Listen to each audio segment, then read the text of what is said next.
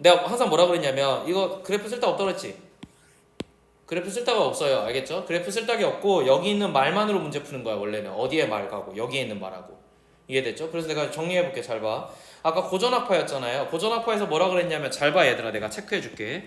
자, 가격이 변화하여 시장이 균형을 회복하는 거예요. 가격이 변화시키네요. 이해됐죠? 아까 뭐라고 나와 있어요? 근데 가격이라는 말을 죽어도 쓰기 싫지? 물가라는 말로 써놨죠?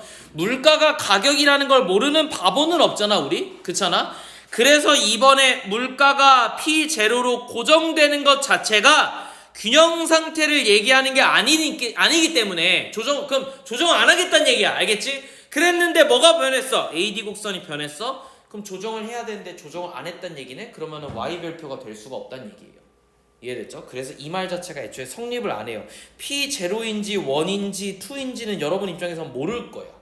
몰라도 돼. 고정된다는 게 말이 안 되는 거야. 알겠지? 어쨌든 이렇게 문제를 푸는 거고, 또 하나 더, 총수요 변동에 의해서 국민 총소득이 변화하는 거니까 국민 총소득이 한마디로 변화하지 않는다면 무슨 얘기냐면 고정되었다는 얘기는 뭔 얘기냐면 균형 상태다라고 보시면 돼요.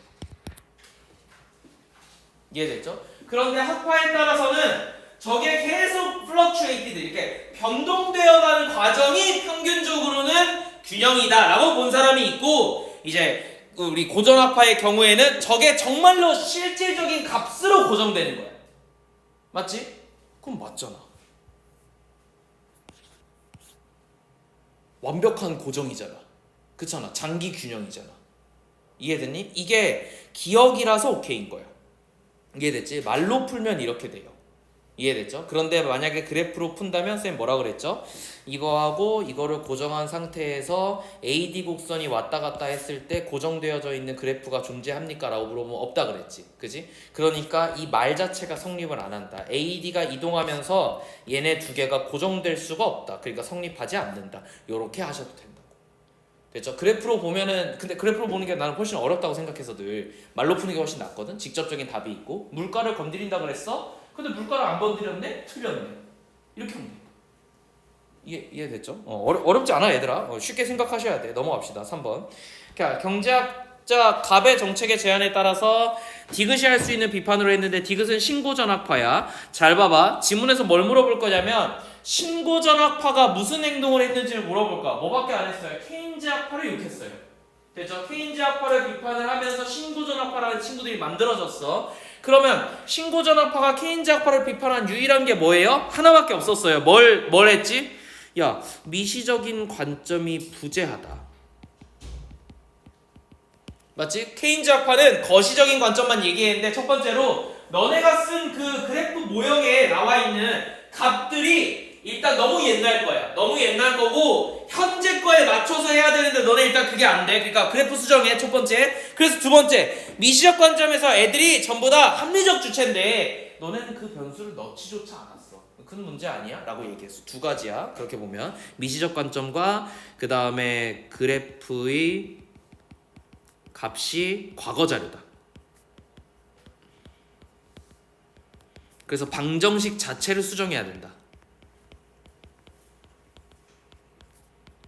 내가 보기에는 이거는 어떤 학자라도 얘기할 수 있는 거야. 알겠어? 이게 어떤 학파를 떠나서 그냥 야, 과거 자료를 가지고 현재를 추론하는 게 말이 돼, 경제 상황에서? 그러니까 이 두 번째 거는 모든 학자라면 그냥 당연히 나올 수 있는 비판인 거고, 신고전학파만의 특성은 뭐냐면 미시적 관점을 안 넣은 거야.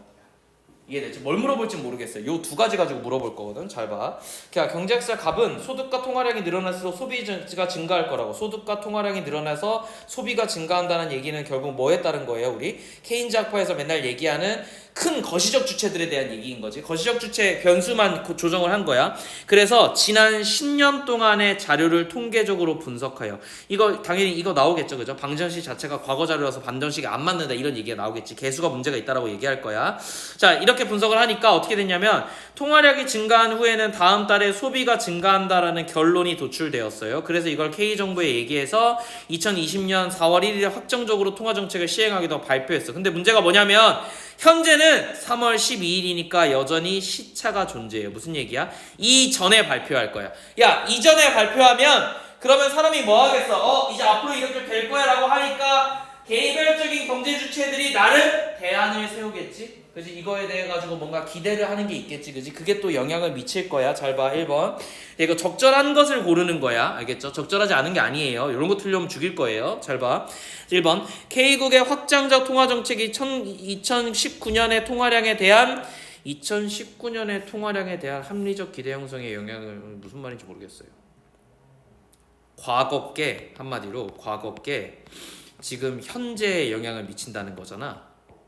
그잖아. 이 지문의 내용은. 그런데 이 신고전학파에 따르면 뭐만 욕해야 돼? 과거 자료인 것 자체가 욕을 해야 되는 거야. 됐니? 그래서 이거는 물어보는 뭐랄까 층위가 안 맞아요.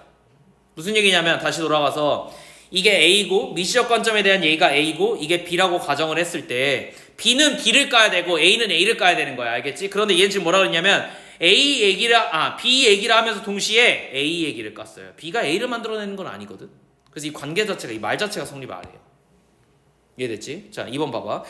K국 정부가 확장적 통화 정책을 발표한 이후에 통화량에 따른 국민들의 예상이 달라졌어. 이건 무슨 얘기야? 아까 나에 따르면 이거 미시적 관점 얘기 아니야?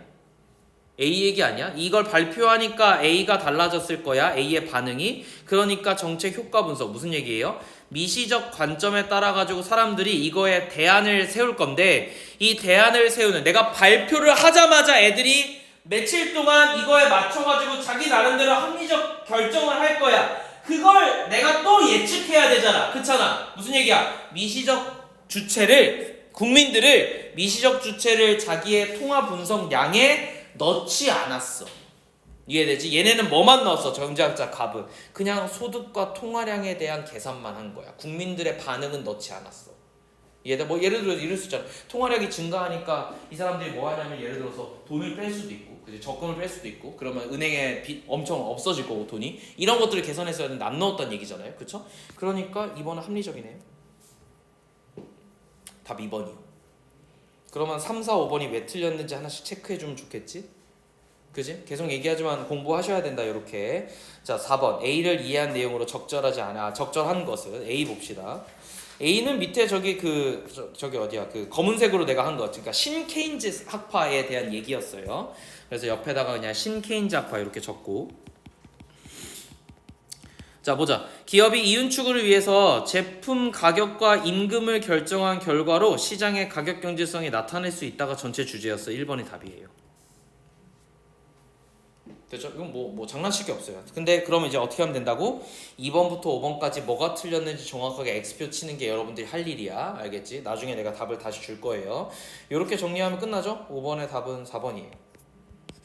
이건 뭐 그냥 한국어니까 넘어갑시다. 이렇게 문제 푸시고. 자,